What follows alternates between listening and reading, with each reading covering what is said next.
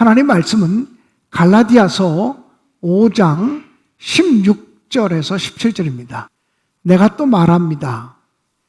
여러분은 성령께서 인도하여 주시는 대로 살아가십시오. 그러면 육체의 욕망을 따라 살아가지 않게 될 것입니다. 내가 또 육체의 욕망은 성령을 거스리고 17절입니다. 성령이 바라시는 것은 육체를 거스릅니다. 이 둘이 서로 적대 관계에 있으므로 여러분은 자기가 원하는 일을 할 수 없게 됩니다. 아멘. 오늘은 성령 강림절입니다. 부활하신 예수님께서는 40일 동안 이 땅에 머물러 계시면서 제자들에게 부활하신 자신의 모습을 여러 번 보여주셨습니다. 그리고 40일이 지난 다음에 성경에 보면 500여 무리들이 지켜보는 가운데서 하늘로 승천하셨습니다. 주님께서는 승천하시기 전에 당신의 모습을 지켜보고 있는 500여 무리들에게 이렇게 말씀하셨습니다. 예루살렘을 떠나지 말고 성령을 기다리라고 말씀하셨습니다. 그래서 500여 무리들이 지켜보았지만 120명의 성도들이 끝까지 남아서 오순절 마가의 다락방에서 기도하는 일에 전념하고 있다가 성령께서 그들에게 임하신 것을 기념하는 날이 바로 오늘입니다. 예수께서 부활하셨지만, 그리고 부활하신 예수님을 여러 번 만났지만 여전히 제자들은 두려움으로 가득 차 있었고 의심으로 가득 차 있었고 불안해하였습니다.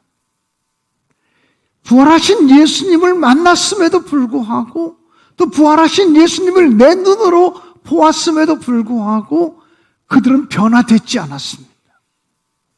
그런데 오순절 마가의 다락방에서 성령 강림을 체험하고 난 다음에 그들은 완전히 달라졌습니다. 두려움을 떨쳐버렸고 문을 젖히고 나가서 사람들에게 예수께서 부활하셨습니다. 예수께서 부활하셨습니다라고 목소리를 높여 외치기 시작했습니다. 또 예수님의 이름으로 복음을 증거하다가 붙잡혀 갔음에도 불구하고 조금도 주눅들지 않았습니다.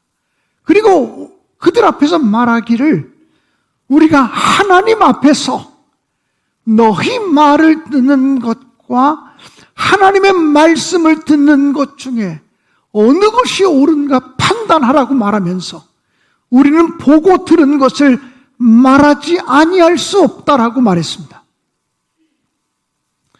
오순절 마가의 다락방에서 성령을 경험한 이후에 그들은 달라졌습니다. 새로워졌습니다. 뜨거워졌습니다. 성령 강림을 경험하고 난 다음에 그들은 두려움을 다 떨쳐버리게 되었습니다. 용기 있는 사람이 되었습니다. 그리고 열심과 열정을 회복하게 되었습니다.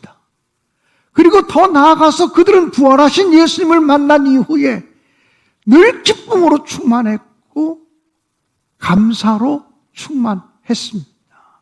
그들은 날마다 함께 모여 떡을 떼며 기도하고 예배하기 시작했습니다.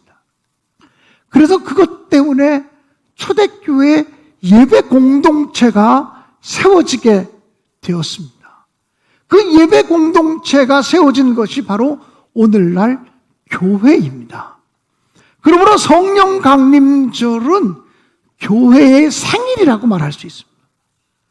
부활하신 그날이 교회의 생일이 아니라 성령 강림하신 그날이 바로 교회의 생일이라고 말할 수 있는 것입니다.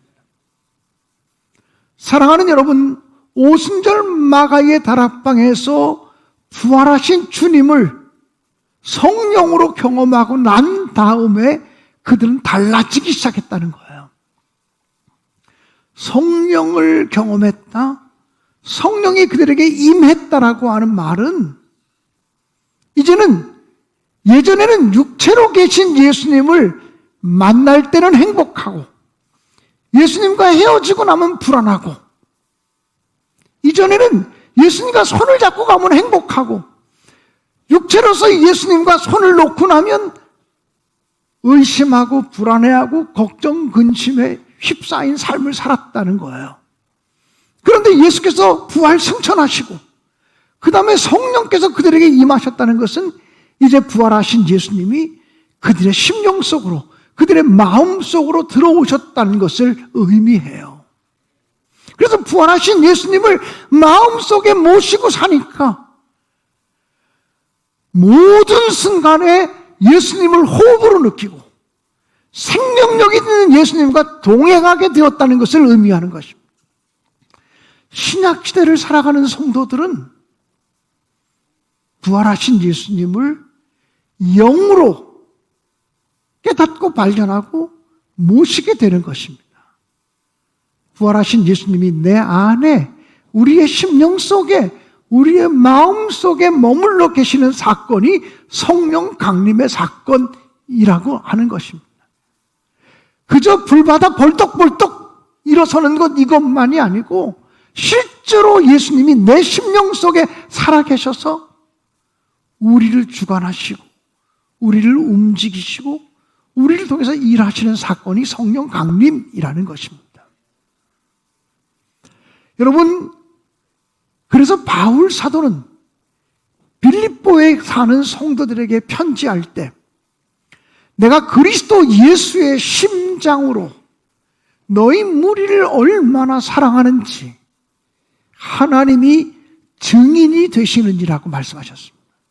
바울 사도는 내가 내 마음으로 너희를 사랑한다고 말하지 아니하고 그리스도 예수의 심장을 가지고 너희를 사랑한다, 이렇게 말합니다. 다시 말하면 바울 사도는 그리스도 예수의 심장을 가지고 살아가는 사람이었다는 거예요.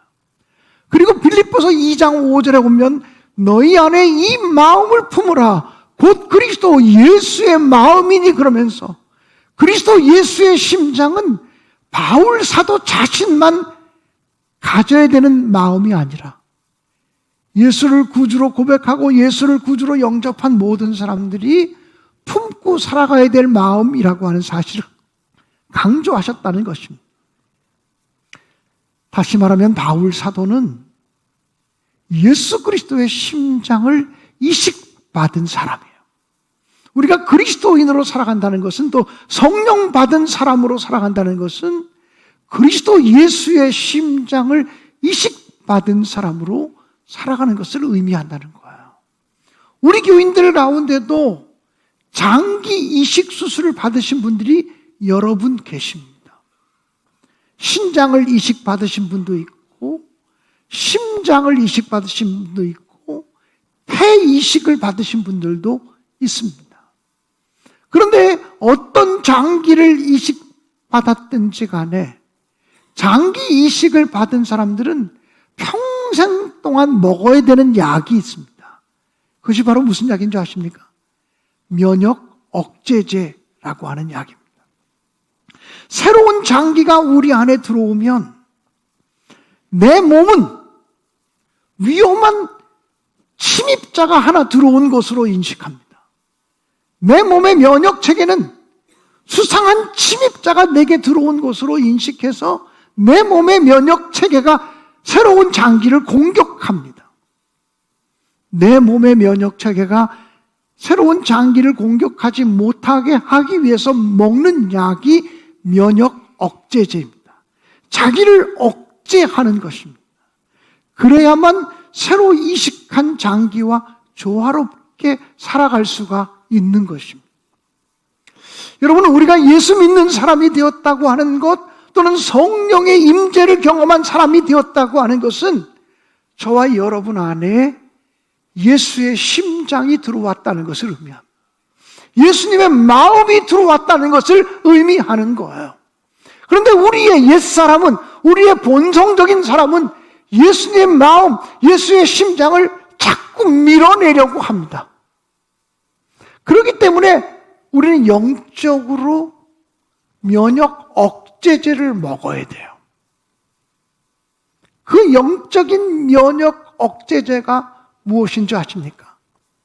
바울 사도의 고백을 통해서 얘기하자면 내가 그리스도와 함께 십자가에 못 박혔나니 그런즉 이제는 내가 사는 것이 아니요 내 안에 그리스도께서 사시는 것이다. 내가 사는 것이 아닙니다. 이제는 내 안에 그리스도가 살아가시는 것입니다라고 고백하는 게 면역 억제제라는 거예요. 이것을 너무나 뼛속 깊이 깨달았던 바울 사도는 나는 날마다 죽노라 이렇게 고백을 해요. 날마다 내가 죽지 않고서는 내가 날마다 내 삶에 대해서, 내 옛 삶에 대해서, 내 본성적인 체질에 대해서 죽지 않으면 예수 그리스도의 마음으로, 예수 그리스도의 심정으로, 예수 그리스도의 심장을 가진 사람으로는 살아갈 수 없다라고 하는 사실입니다. 오늘 성경 본문으로 선택한 갈라디아서 5장 16절은 이렇게 얘기합니다. 내가 이르노니 너희는 성령을 따라 행하라. 그리하면 육체의 욕심을 이루지 아니하리라. 성령을 따라 살면 육체의 욕심을 따라 살지 않게 되어진다라고 아주 명백하게 이야기합니다. 또 로마서 8장 13절은 이렇게 증언하고 있습니다. 너희가 육신대로 살면 반드시 죽을 것이로되 영으로서 몸의 행실을 죽이면 살리니 라고 말합니다. 또 베드로전서 2장 11절은 이렇게 증언합니다. 베드로전서 2장 11절이 저 말씀이에요. 잘못 찾아놓은 것 같은데 베드로 제가 잘못 줬을 수도 있어요. 우리 육신의 행실을 죽여야만 하나님이 내 안에서 살아가실 수 있다고 말합니다. 육신을 죽이지 않으면 영적인 삶을 절대로 살아갈 수 없다라고 하는 사실을 성경은 여러 군데서 증언하고 있다라고 하는 거예요. 사랑하는 여러분, 그러므로 우리가 그리스도인으로 살아간다는 것, 성령의 임재를 경험한 사람으로 살아간다라고 하는 것은 세상을 거슬러 살아가는 것을 의미해요. 세상의 풍조, 세상의 물결을 거슬러 살아가는 삶을 살아가는 거예요. 세상 사람들이 다 그렇게 살아가니까 우리도 그렇게 살아갈 수밖에 없어. 세상 사람들이 다 그렇게 쫓아가니까 우리도 그렇게 쫓아갈 수밖에 없어. 세상 사람들이 다 그렇게 생각하니까 우리도 그렇게 생각할 수밖에 없어. 이것은 그리스도인의 삶이 아니라는 거예요. 세상 사람들이 다 그렇게 살아도 우리는 그렇게 살지 않고 세상을 거슬러 살겠다고 결단하는 것이 성령 받은 사람이고 예수의 마음을 가지고 살아가는 사람인 줄로 믿습니다. 요즘은 그런 일이 거의 없습니다만 제가 어릴 때만 해도 장마철만 되면 한강이 범람하고 이런 일들이 생기곤 했었습니다. 한강이 범람하게 되면 막 온갖 것들이 떠내려가기 시작합니다. 큰 가구들도 떠내려가고요. 큰 물건들도 떠내려가고요. 때에 따라 큰 짐승들도 막 떠내려가고 그러는 것들을 볼 때가 있었습니다. 그런데 아무리 홍수가 나서 물살이 세게 흘러가도 살아있는 물고기는 그 물결을 거스르며 올라갑니다. 살아있는 물고기 중에 어떤 것들은 폭포를 거슬러 올라가기도 합니다. 어떻게 그 조그만 물고기가 폭포를 거슬러 올라갈 수 있을까? 상상조차 되지 않는 것입니다. 살아있기 때문에 그러는 것입니다. 죽어있는 것은 아무리 커다란 나무 토막이라도 물결 따라 흘러갈 수밖에 없습니다. 그런데 우리가 영적인 생명력을 가지고 살아가면 세상의 흐름, 세상의 물결을 따라가지 아니하고 그 세상의 풍조를 거슬러 갈 수 있는 영적인 힘이 생겨질 줄로 분명히 믿습니다. 나이아가라 폭포에 가면 때를 따라 까마귀가 물에 잠겨 익사하는 경우들이 있다고 합니다. 여러분, 까마귀는 날짐승이잖아요. 이 날짐승이 어떻게 물속에 빠져서 익사합니까? 그 나이아가라 상류에서부터 물이 이렇게 흘러오다가 폭포로 뚝 떨어지는 거 아니에요? 나일강 상류에서 물이 흘러오다가 때를 따라 죽은 동물의 사체가 떠내려올 때가 있다고 합니다. 그러면 이 까마귀들이 죽은 동물들을 좋아하니까 달려붙어가지고 발톱을 콱 받고 부리로 이제 먹기 시작합니다. 그런데 이 나이아가라 폭포가 시작되는 지점쯤 와가지고 날아가야지. 그리고 날갯짓을 하는데 발톱이 너무 그 죽은 짐승의 사체에 꽉 박혀 있어가지고 날갯짓을 해도 날아가기 전에 물살에 휩쓸려서 그냥 물에 빠져 죽는 경우들이 있다는 거예요. 사랑하는 여러분, 저와 여러분도 그럴 수 있습니다. 세상의 욕망, 세상의 욕심, 이런 것들에만 매여 살면 성령의 인도하심을 받아 살지 못하고 예수 그리스도의 마음, 예수 그리스도의 심정을 가지고 살지 못하면 어느 순간 저와 여러분도 그렇게 되어질 수 있다고 하는 사실을 알아야만 할 것입니다. 세상은 물질 만능주의로 흘러가고 있습니다. 돈이면 다 해결된다고 하는 생각으로 흘러가고 있습니다. 하나님의 교회도 물질 만능주의로 흘러가면 안 되는 것입니다. 타락하는 것입니다. 저는 목회하면서 제가 가지고 있는 신념 중에 하나가 있습니다. 뭐냐면 돈이 시키는 대로 하지 않고 하나님이 시키는 대로 하겠다는 것입니다. 돈이 허락하는 대로 일하지 않고 하나님이 주시는 마음에 순종해서 일하겠다고 하는 결단입니다. 만약 돈이 시키는 대로 했다면 우리는 이 교회를 짓지 못했을 것입니다. 만약 물질이 허락하는 대로 선교했다면 우리는 라오스에 교회를 건축하고 라오스 교육문화센터를 세우지 못했을 것입니다. 만약 물질이 허락하는 대로 일했다면 금년에 우리는 그로잉 EOE 제자훈련을 시작하지도 못했을 것입니다. 항상 저는 이 시기에 하나님이 이 일을 기뻐하시는 일이냐, 이 타이밍에 하나님이 이 일을 우리에게 하라고 명하시는 일이냐를 기도하며 분별하려고 힘씁니다. 그리고 그 문제를 장로님들과 먼저 상의합니다. 그리고서 이것이 하나님의 뜻이다, 이것이 하나님의 계획이고 하나님의 생각이라 믿어지면 돈은 어떡하죠? 하나님께 맡기고 시작합시다. 이렇게 목회했던 것이 저의 목회의 여정이었다는 거예요. 교인들 중에는 이런 목회가 이해되지 않는 분들이 굉장히 많으실 수 있다고 생각을 해요. 저는 그러나 지금까지 40년을 목회하면서 그 신념을 가지고 그 믿음을 가지고 목회를 했습니다. 무슨 일을 할 때 일을 하려고 하면 이만큼 돈이 드는데 재정부가 뒷받침해 줄 수 있을까? 이건 먼저 보지 않고 이 시기에 이 일을 하는 것이 하나님이 기뻐하는 일이실까? 하나님이 원하시는 일이실까? 하나님이 정말 원하시는 일이라고 하는 그런 소망이 내 마음속에 생겨지고 그런 확신이 생겨지면 이 시기에 이 일을 해야만 합니다. 이 시기에 이 일을 통해서 하나님을 영화롭게 해야만 합니다라고 장로님들을 설득하기 시작했고 함께 기도하기 시작했고 때를 따라 임원회로, 때를 따라 구역회를 통과하면서 이 일을 하나님의 일로 추진했다라고 하는 거예요. 사랑하는 여러분, 세상은 물질 만능주의로 흘러갑니다. 세상은 편의주의로 흘러갑니다. 어떻게 하는 것이 편하게 사는 걸까? 세상은 이기주의로 흘러갑니다. 자기중심적인 삶으로 흘러갑니다.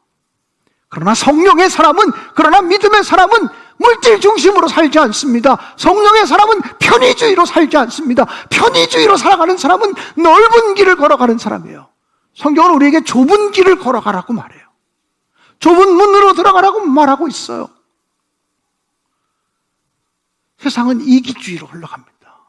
그러나 성경은 자기를 버리고 각각 자기보다 남을 낮게 여기고 각각 자기 일을 돌아볼 뿐더러 또한 다른 사람들의 일을 돌아보아 나의 기쁨을 충만하게 하라고 명령하고 있습니다.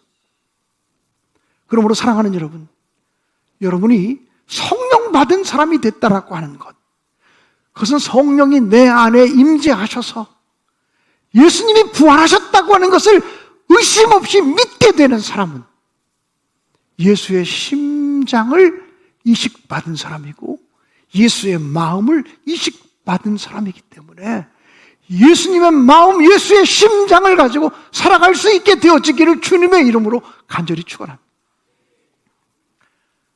요한일서 2장에 보면 이런 말씀이 있습니다. 너희는 이 세상이나 이 세상에 있는 것들을 사랑하지 말라. 누구든지 세상을 사랑하면 아버지의 사랑이 그 속에 있지 아니하니. 이 세상에 있는 모든 것들이 육신의 정욕과 안목의 정욕과 이생의 자랑이니 다 하나님께로 쫓아온 것이 아니요 세상을 쫓아온 것이니라고 말합니다. 무서운 말씀이에요. 우리가 교회 공동체 안에서 지금 함께 예배드리고 있지만 세상의 정욕과 안목의 정욕, 눈으로 보는 정욕과 그리고 이생의 자랑만을 추구하는 사람이라면 이것은 하나님을 쫓아온 것이 아니다. 이런 사람은 예수님을 쫓아온 것이 아니라 교회에 나와서 신앙생활을 한다고 하지만 세상을 쫓아가고 있는 것이다라고 우리를 반성하게 하십니다. 교회 와서 신앙생활을 해도 육신의 정욕, 안목의 정욕, 이생의 자랑만을 추구하며 살아가는 사람은 하나님을 쫓아온 사람이 아니고 세상을 쫓아가는 사람들이다. 그리고 요한일서 2장 17절은 말하기를 세상도 지나가고 정욕도 지나가되 오직 아버지의 뜻을 행하는 사람들은 영원히 거하느니라고 말씀하고 있습니다. 세상도 다 지나갈 것입니다. 인간의 정욕도 인기도 명예도 자랑도 다 지나갈 것들입니다. 젊음도 지나갑니다. 제가 지난 주간인가 지지난 주간에 제가 34살, 3살 이때 찍었던 제 아내와 함께 찍었던 사진을 보면서 여보, 우리 아이들보다도 더 어렸을 때 우리가 찍은 사진이야. 그렇게 얘기를 했습니다. 우리 딸, 우리 아들보다도 더 어렸을 때 우리가 찍었던 사진이야. 이 얼굴 좀 봐. 다 지나가 버렸습니다. 그 얼굴이 아닙니다. 다 지나가 버리는, 젊음도 지나가고 모든 것이 지나갑니다. 성경은 증언합니다. 세상도 지나가고 정욕도 지나가되 하나님의 뜻을 행하는 이들은 영원히 거하느니라. 여러분은 죽게 되면 여러분의 묘비에 혹시 어떤 글씨가 기록되기를 원하십니까? 저는 언젠가 조용히 제 서재에 앉아서 책을 보다가 내가 죽었을 때 혹시 내 묘비에 무슨 글을 쓴다면 어떤 글이 쓰여지면 좋을까 하는 생각을 잠시 했습니다. 그때 갑자기 이렇게 생각이 들었습니다. 용서하시고 들으십시오. 하나님의 뜻을 행하던 김광년 목사 여기 잠들다. 만약에 그렇게 기록할 수 있다면, 그런 글귀 앞에서 부끄러움이 없다면 이게 최고의 기쁨이고 최고의 영광이 아닐까 이런 생각을 했습니다. 오늘도 또 내일도 하나님의 뜻을 행하며 사시기를 주님의 이름으로 간절히 축원합니다. 하나님의 뜻을 추구하며 사시기를 주님의 이름으로 간절히 축복합니다. 미국의 어느 마을에 아주 평범한 가정이 있었습니다. 그런데 어느 날 갑자기 남편이 회사에서 실직이 되었습니다. 경제적으로 너무나 어려워졌습니다. 그런데 설상가상으로 그 즈음에 자기 아들이 학교에 가서 남의 물건을 훔쳤다가 발견되어서 퇴학을 당하게 되었습니다. 자기의 모든 자녀들이 하나같이 불량 학생이 되었습니다. 자식이 잘못되면, 자식이 엇나가기 시작하면 부모들이 얼마나 힘들고 얼마나 어려운지 여러분 아십니까? 이 사람은 도저히 견딜 힘이 없어서 무서운 생각을 했습니다. 아이들과 함께 동반 자살을 하기로 마음을 먹었습니다. 그래서 아이들이 다 잠든 시간에 가스 밸브를 열었습니다.